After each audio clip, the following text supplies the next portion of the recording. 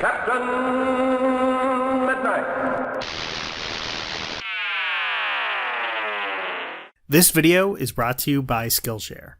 Toph is one of the best characters in the world of Avatar: The Last Airbender. She was also mostly an accident. According to series co-creator Brian Konietzko, in an old Toon Zone interview from 2008, she was going to be a big muscular guy. In fact, the guy in the opening title sequence, the Earthbender, was kind of the prototype for Toph. But Aaron Ehas, the head writer, just really pitched that she should be a girl. And actually, I fought it for a long time, but I totally came on board, and now she's one of my favorite characters. Once I was on board, Mike and I came up with this idea that she was beating up all these big wrestler type guys, and now I love her. The creators went on to explain that they had envisioned Toph as the counterpoint to Sokka. Where he was nerdy and goofy, Toph would be more of a tough jock type, around 16 years old, allowing them to bounce off each other well. What I think is so funny about that description is that apart from the age, it does seem to describe the Boulder, who is another earthbending master that Toph faces off against in the Blind Bandit, pretty well. Sure, he probably wouldn't have been written exactly like that, but it's still kind of funny to imagine a younger version of the Boulder going on adventures with the rest of the gang for 2 entire seasons.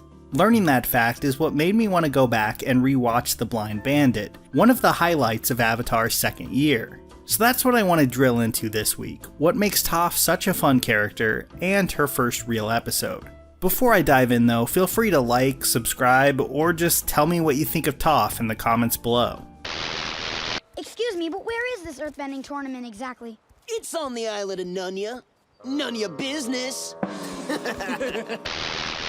For those who maybe need a refresher, the Blind Bandit follows the Avatar gang into Gaoling as Aang searches for an earthbending master. After a few false starts, he finds the Blind Bandit, the champion of the local tournaments, who seems to want nothing to do with him. From there, we learn about Toph and the double life that she's leading, playing the meek daughter at home and being the powerful warrior in disguise in the arena. It's not the most complex story the show would ever tell, but it paints a really effective sketch of Toph's comfortable but stifling life really well, especially for a 24-minute episode.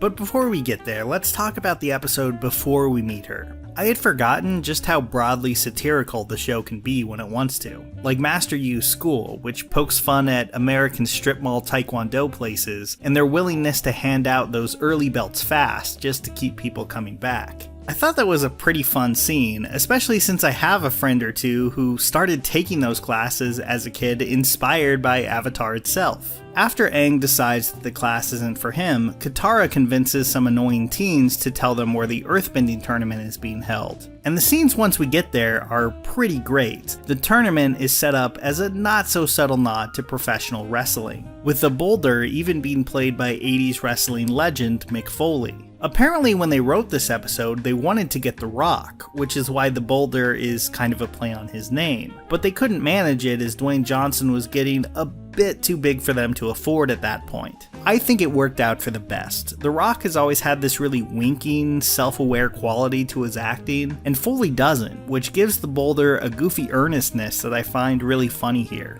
There's some other references to pro wrestling too, like the Earthbender who pretends to be from the Fire Nation, even singing the Fire Nation anthem to elicit boos from the audience. I took this as an Avatar universe reference to those over-the-top USSR-inspired characters who would play the villain to mostly American audiences. I think the whole sequence still works really well though if you have zero knowledge of pro wrestling, because the execution of these fights is just really good, especially for a Nickelodeon show and not some expensive animated movie. I go back and forth on this a lot, but honestly, I think earthbending is my favorite of the elements in terms of how it's depicted visually. It's fast, hard-hitting, and always looks impressively powerful. One of the things this episode in particular does well is how it creates a contrast between Toph and the other earthbenders. The Boulder has some really impressive moves, as Sokka would be first to tell you, but they're all incredibly blunt and obvious ones, counting on the power and fury of his bending to destroy his opponents before they can really even get started. Toph's style is very different. So much attention is devoted in this episode to visualizing to the audience how she, as a blind person, uses her powers. It's very Daredevil with a side of Bruce Lee.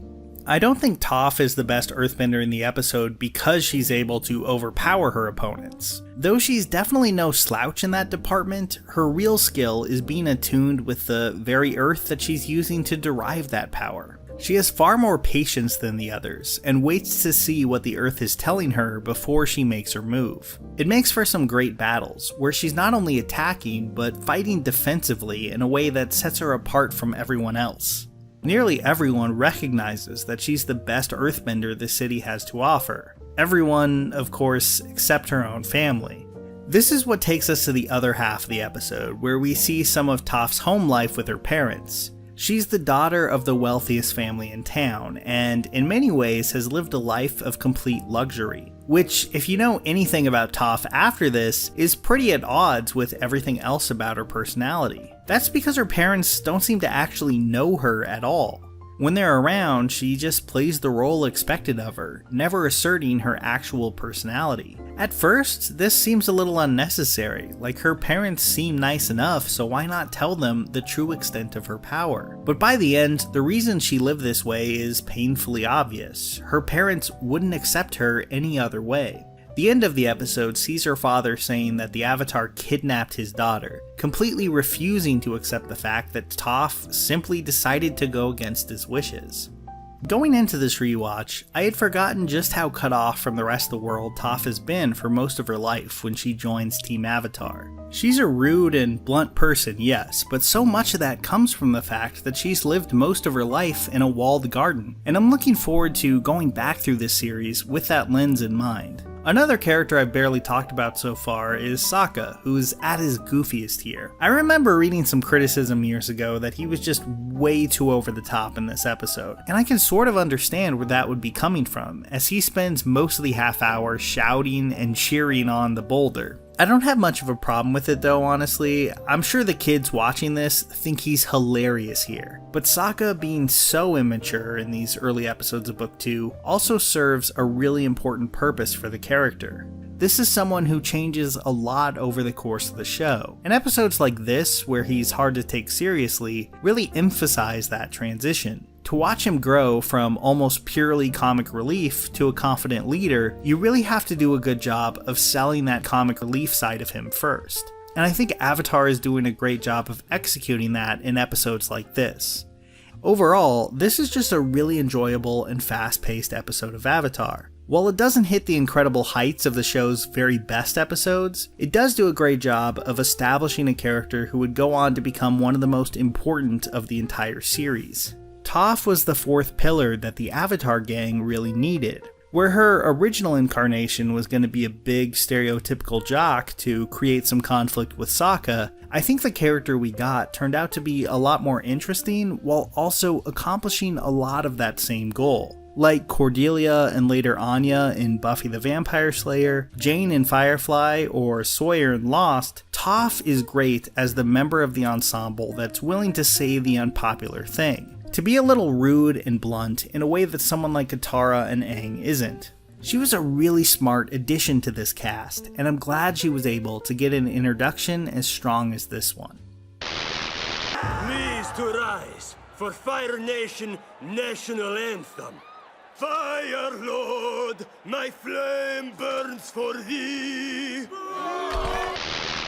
Avatar: The Last Airbender has a passionate fandom that's been going strong for well over a decade at this point. People love discussing these characters, and for good reason. If you're one of them and want a platform to put your thoughts out in the world, Marques Brownlee's class, YouTube Success, Script, Shoot, and Edit on Skillshare can help. I keep pitching this one for a reason, because Brownlee is the perfect YouTube mentor. He started with a camera in his bedroom, and so can you.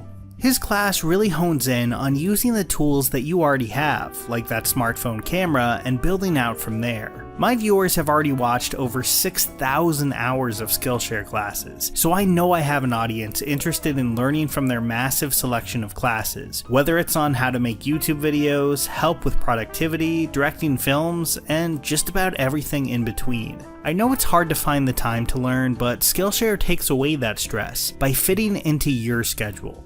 There's never been a better time to start learning. With a premium membership that costs less than $10 a month, and the first 1,000 of my subscribers to click on the link in the description will get a 1-month free trial of Skillshare so you can start exploring your creativity today. So go to skl.sh/captainmidnight09211. You can find that link in the description below. Here's a special tip for the fellas and girls who have not already joined Captain Midnight's new 1940 Flight Patrol. You'd better hurry up and join at once because there's a big adventure ahead. The thing to do now is to get started because we're going to have not only barrels of fun, but loads of free gifts and prizes too.